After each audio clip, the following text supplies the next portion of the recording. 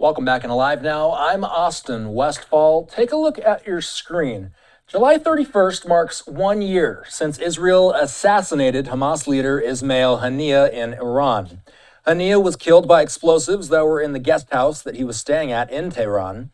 It's one of many high-profile killings of Hamas leaders that Israel has carried out since Hamas was created. Dr. Alon Burstein is here.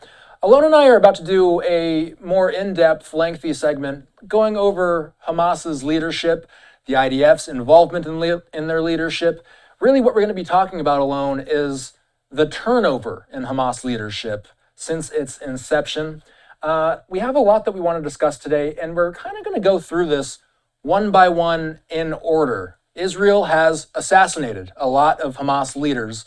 We're going to start from 2004 and make our way all the way to current times. Before we get to all of these, though, I want to explain to the audience why we're talking about this. Why is it important to contextualize the IDF's involvement with Hamas's leadership in recent years?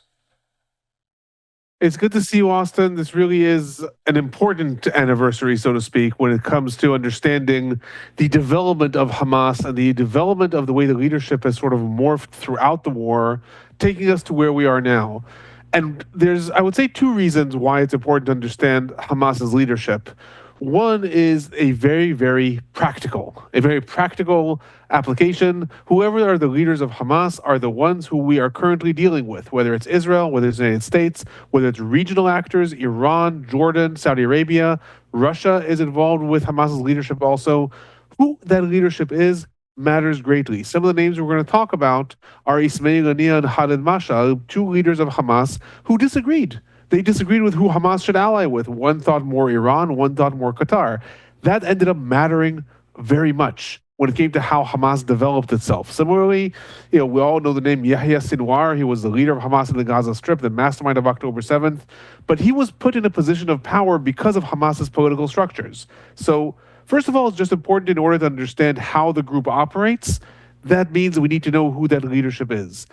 A second facet, though, that is also important to understand is the internal power dynamics within Hamas. The different leaders that are within Hamas come from different places. Hamas has a lot of different branches, but the two biggest ones are the political and the military. And occasionally we've had a military leader in a stronger position of power, and sometimes we've had a political leader in a stronger position of power. And we have seen that this ends up mattering greatly when it comes to how the group operates. If they have a more vision that we're just a militant group, what they call resistance, what the Western world calls terrorism, or if we're more a political group that is trying to lead the Palestinians to the destruction of Israel, but still looking at it from what's important politically. So those two things really end up mattering when it comes to understanding the history of the conflict and also the history of the current war in Gaza and where we are now. Some of the people that are watching this have seen our interviews before, and they know that you and I have done news of day. Pretty much anytime we've seen a high-profile assassination happen, you and I have jumped on Zoom, we've talked about it. But we're going to start a little earlier on in the 2000s. You and I have talked about, October 7th, post-October 7th, basically. Let's take things back to 2004. That's where our first subject comes in. Ahmed Yasin, he is the founder of Hamas alone. He was assassinated in 2004. Let's pick up the story there. So Ahmed Yasin is the founder and leader of Hamas. He was a political figure in the Gaza Strip. He was the leader of the Muslim Brotherhood in the Gaza Strip. And he established Hamas along with a cohort of people in 1987, 1988. I will say fascinating history, but it's not fair. I wrote my dissertation on it, so I obviously think it's fascinating about how they were established and why. But really what ends up being important about Ahmed Yasin is that he embodied within him all of those different branches we're going to end up talking about. He was a political figure. He was also a religious figure. He also envisioned the military apparatus of Hamas. He himself was not a military figure. He was actually a paraplegic since he was a kid. He was in a wheelchair. But he envisioned the military wing and he ordered its establishment in 1991. So really, he is sort of the father figure from which all of this ended up sprouting out. What is important about his history and why his assassination became so important, he was put in Israeli jail in 1989. He was arrested, put in jail. And really, as a result of that, even though he continued to be the leader from Israeli jails, as a result of the fact that he was in jail, we started to have Hamas leadership coming up with these different committees. They came up with what was called the Political Bureau. Because Yasin's in jail, we need someone who's going to lead our political wing. So they came up with the Political Bureau in 1992, and a man named Musa Abu Marzouk, who is still alive, he's going to come back to us.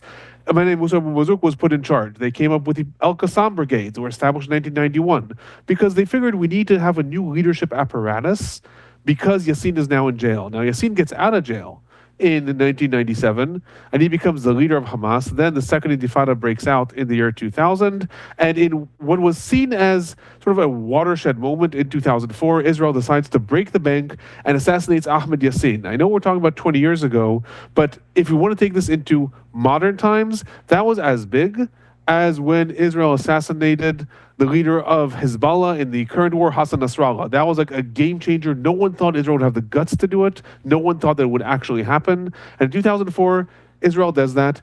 And that really changed the trajectory of Hamas for two reasons. One, again, the sort of father figure disappears.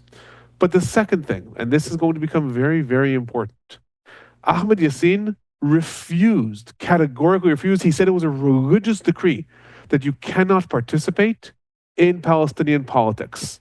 He said Palestinian Authority is a secular movement. I don't want any part of it. They boycotted the elections in 1996, and Hamas was solely a resistance organization, as they saw it, a terror group, as we would call it.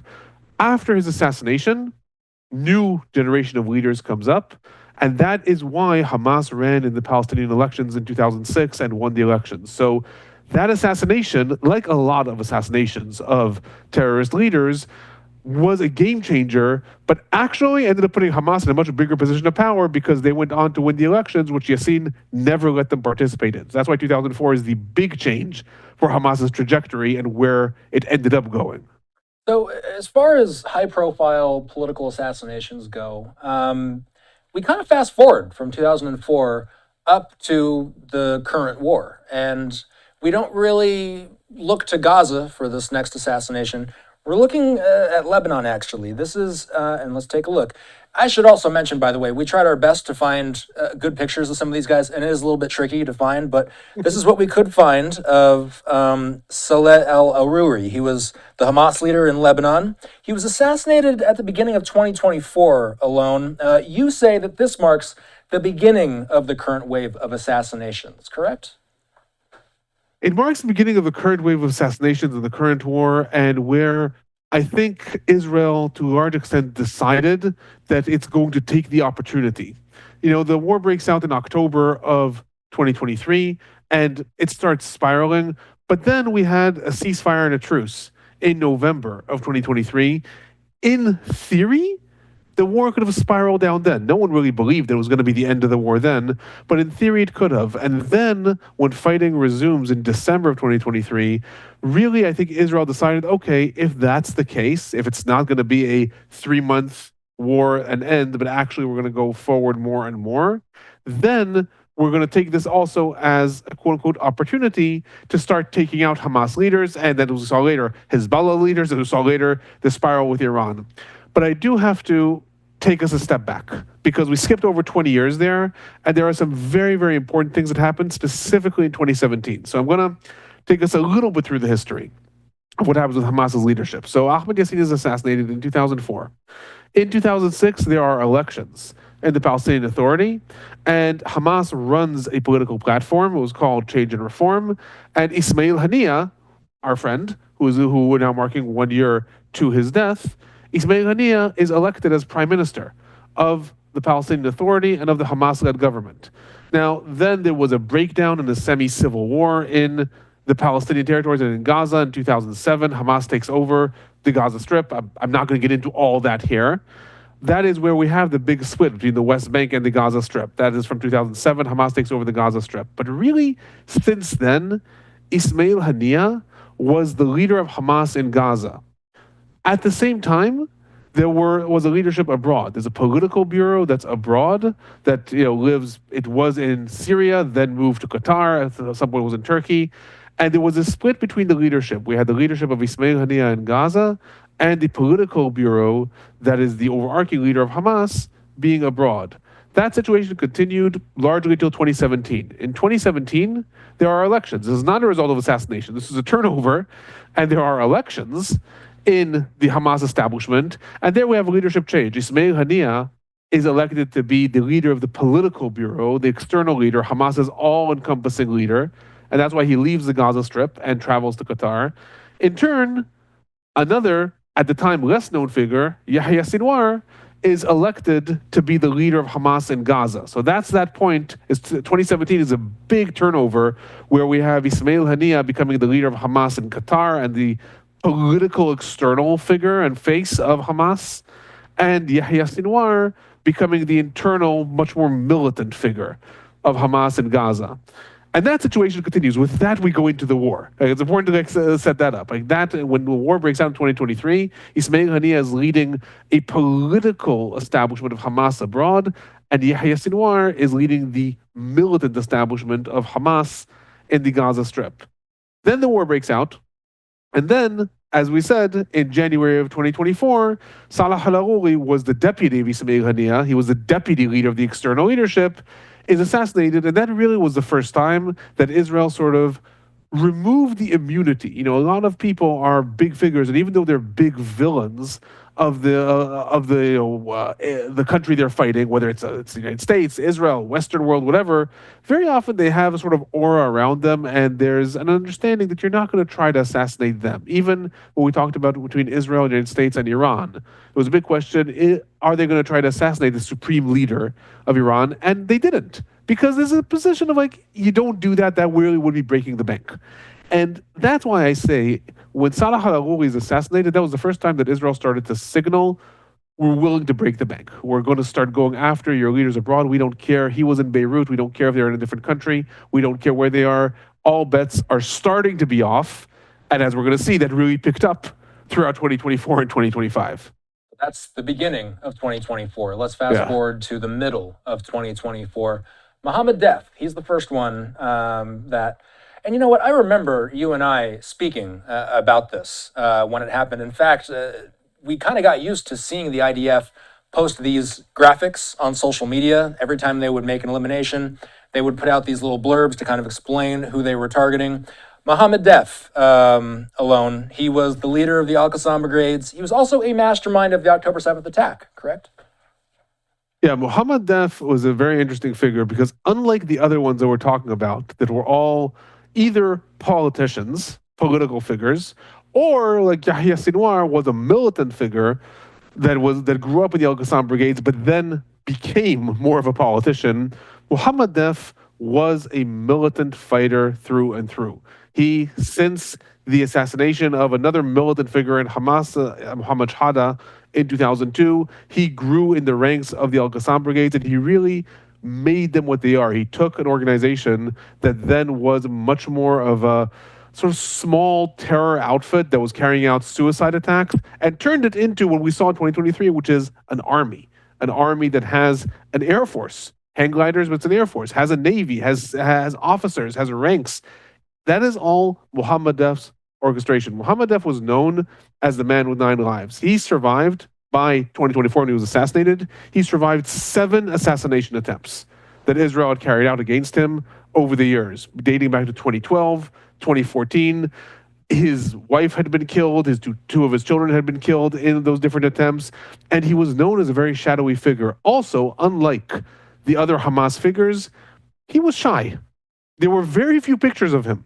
There were very few images of him in the world. He did not want to be a public figure. He wanted to be the man behind the scenes. But really, he was the one, alongside Yahya Sinwar, Muhammad Sinwar, and a handful of other people that planned the October 7th attack and carried it out. He was the one who gave the order. He gave the order, and then when the attack started to carry out, he came on the radio in Gaza and announced to the Palestinians that the final war has begun.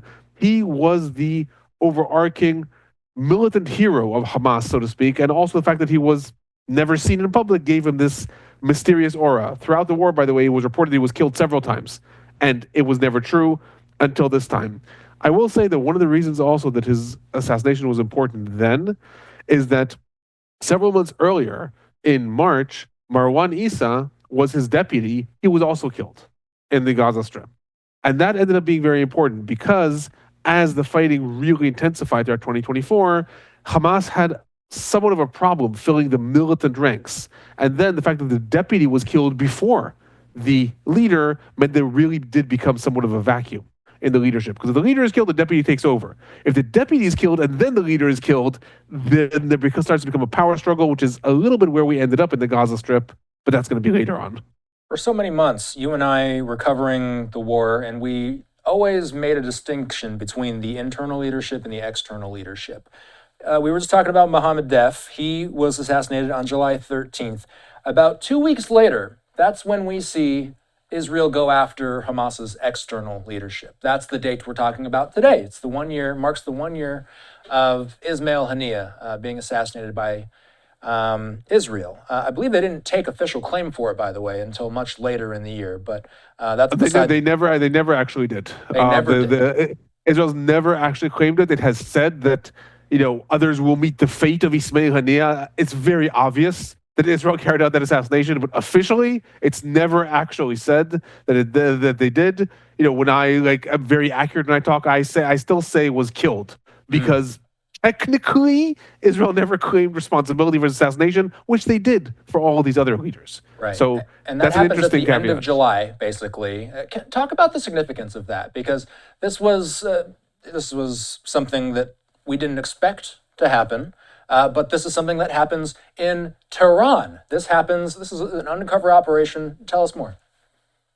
So this was, again, one of those moments that Israel was again, I'm going to just assume that Israel carried this out. I'm not going to bother to say each time that Israel never claimed responsibility for it. This is one of those times that Israel really, in my opinion, made an attempt to demonstrate that all bets are off. We saw in the escalation with Iran in June the extent of the Mossad's activity in Tehran and in Iran more broadly. We saw that Israel very clearly has agents in very high places throughout the Iranian military leadership and even the Iranian Revolutionary Guards possibly.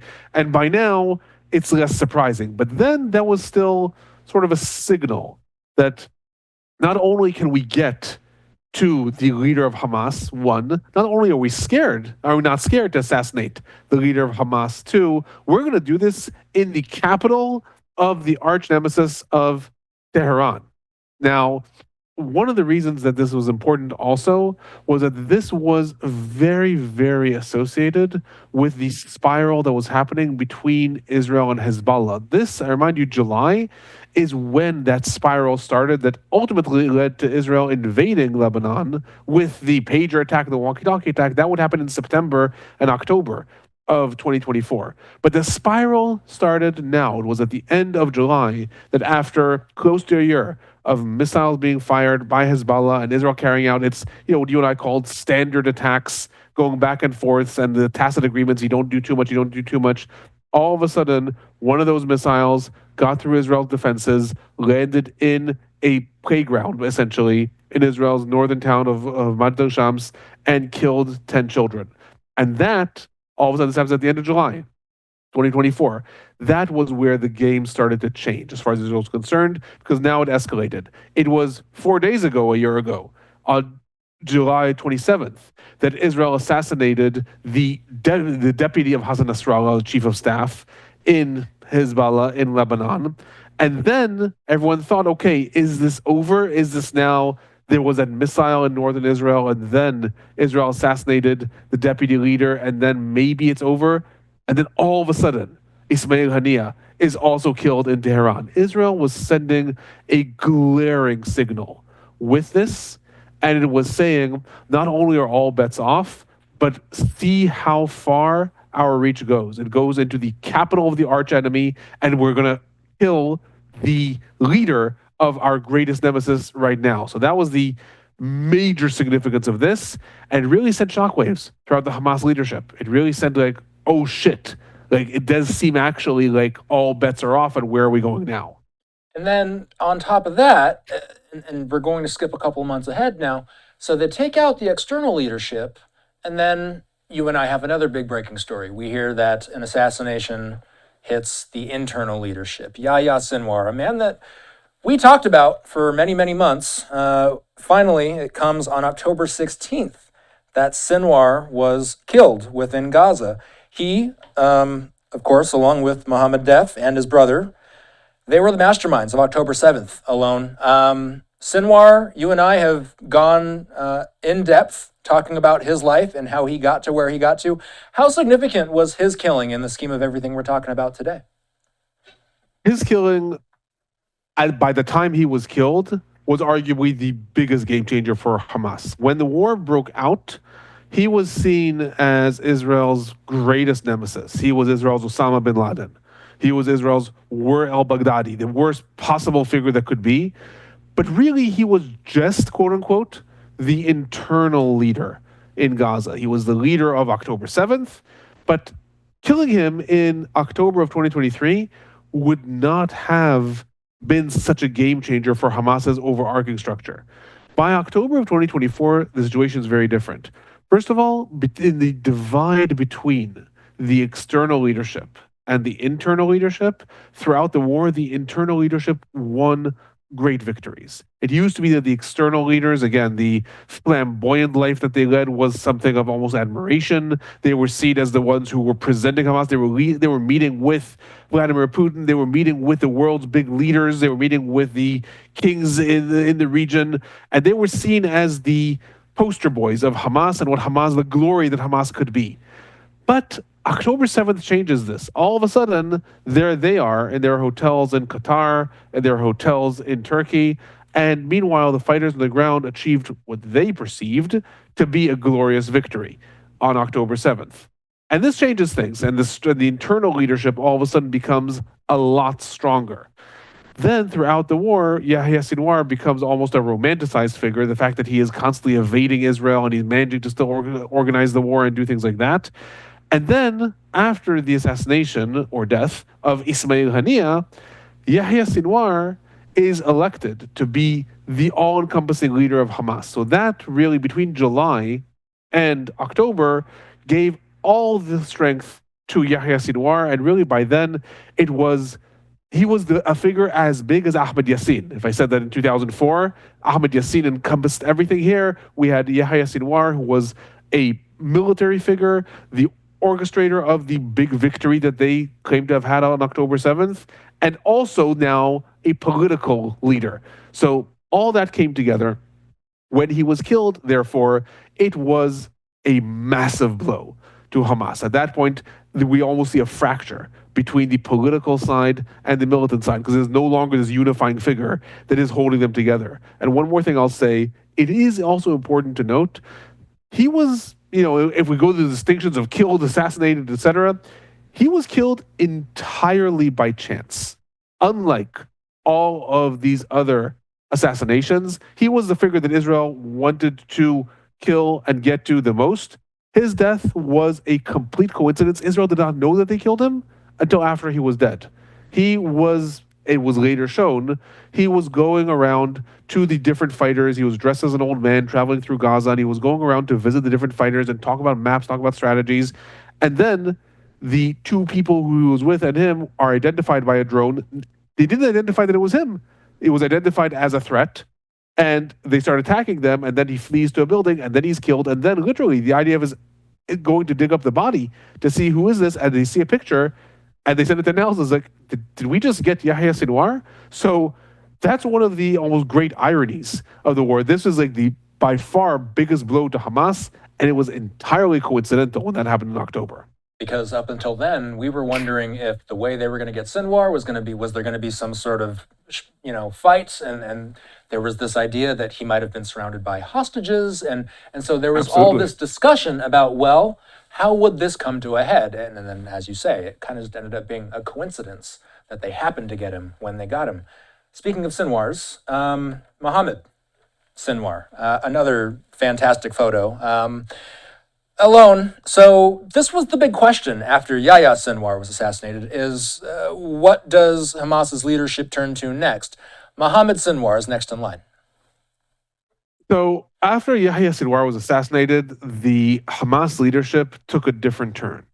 Up until now, again, we had Ahmed Yasin, then we had Khalid Mashal, then we had Ismail Haniyeh, then we had Yahya Sinwar. Each time a figure is appointed to be the external leader and the leader of what was called the political bureau, and then Yahya Sinwar was an internal figure that was appointed to be the over-encompassing leader. After the assassination of Hassan Nasrallah and Hezbollah in September, Yahya Sinwar realized his days might be numbered. So according to reports, only then, about 2 weeks before his actual death also, he realized it may be my time soon too. And then he left the living will. He left the living will for the Hamas leadership, and he said, in the event of my death, here are my instructions. And again, his word to them at that point is gospel. Here are my instructions. Do not appoint a new leader. Instead, form a council.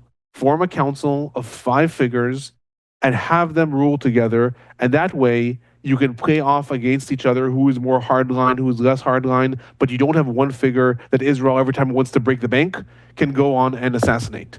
So that happens. And that council, maybe we'll talk about at the end, in the current leadership. Meanwhile, internally in Gaza, the al-Qassam brigades, the military apparatus, was also all of a sudden without leadership. Yahya Sinwar is killed, Mohammed Deif has been killed, they're all of a sudden without leadership. And here, 2 figures come in. One is Mohammed Sinwar. Mohammed Sinwar, Yahya Sinwar's brother, he was always a very hardline militant figure. He was actually the person who masterminded the kidnapping of a different IDF soldier in 2006, Gilad Shalit, who eventually was released in a hostage deal in 2011, and Yahya Sinwar was released in that deal. But that was orchestrated by his brother, Mohammed Sinwar. He was always a militant figure. He was the battalion leader of Hamas in Khan Yunis.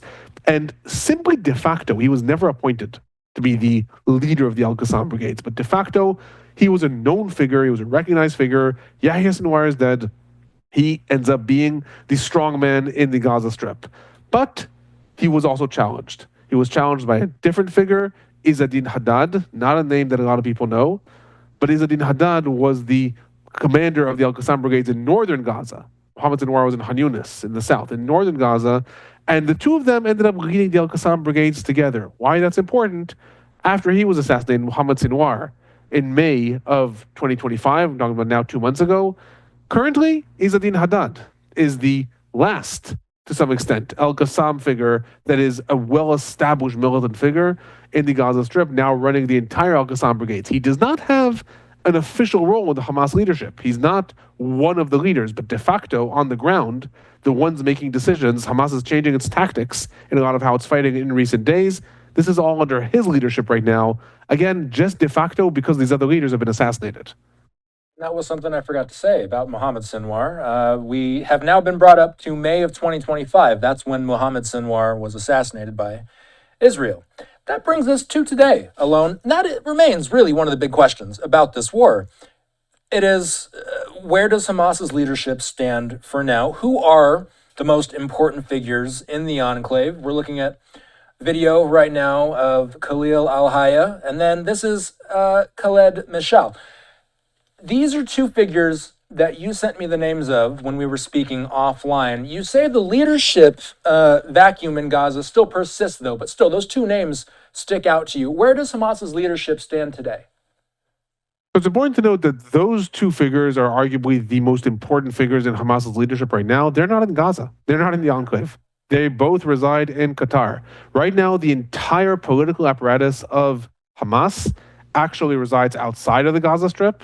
4 out of the 5 figures are in Qatar, and the 5th one is in Turkey. This is that council that Yahya Sinwar had said to Hamas, I want you to establish. So the council is made up of some less known names. Mohammed Darwish, he's the head of the Shura Council. Zahir Jabarin, also less important. But those 2 names that you also mentioned now, Khalid Mashal and Khalil Hayya, are the 2 most important figures. Khalid Mashal has been a political leader within Hamas since the 1990s. Israel tried to assassinate him in 1997 and failed, but he was important enough already then to be on the radar of Israel to try to assassinate. He has always been one of the most important political figures within Hamas. He's been one of the ones who has really put Hamas on the map externally, and he is one of the main leaders in Qatar. The second, Khalil al-Hayya, Why Halil Haya is so important right now is officially he was the deputy of Yahya Sinwar when there was elections to Hamas's internal political leadership,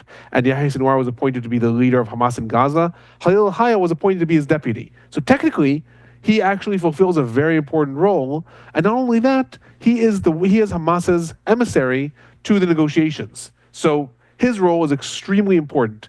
What is important to note, though, is Khalid Masha and Khalil Haya, alongside all the other leaders externally, but specifically those two, they are politicians.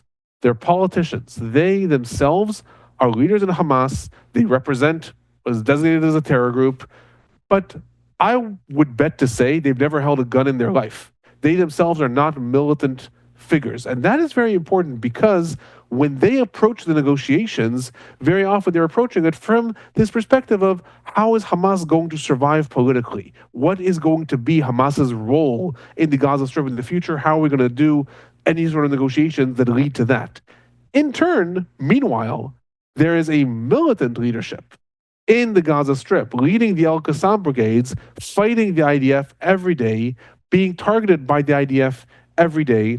And there are a lot of rumors that one of the reasons that right now the Hamas's responses to the negotiations are somewhat conflicting every now and then is because the two sides disagree. The political establishment may be willing even to entertain notions of either partial disarming or talking about giving up weaponry in exchange for Hamas's political establishment being granted a certain role, whereas the military leadership, the one that actually holds the hostages, the one that is fighting in Gaza, the one that would have to actually agree to surrender its arms or lay down arms or to a ceasefire, has different thoughts about what's happening, and they are not represented. They're consulted all the time, but they're not represented.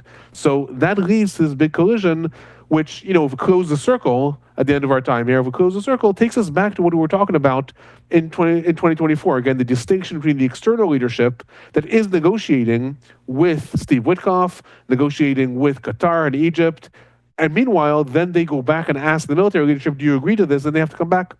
We said we were going to agree to this. Actually, we can't because we have no power, because we're politicians, and the military leadership inside is telling us something else. So that's where the current balance of power is in Hamas. The encyclopedic, Alon Burstein, as always. We hope that the audience got something out of something like this. Alon and I will try to do more of these if they're helpful. The goal of stuff like this, by the way, and I don't need to say this for Alon, it's to educate people.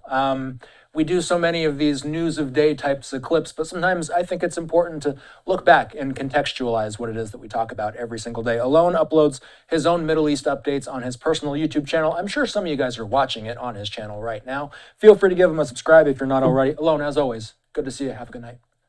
Thank you. Have a good night.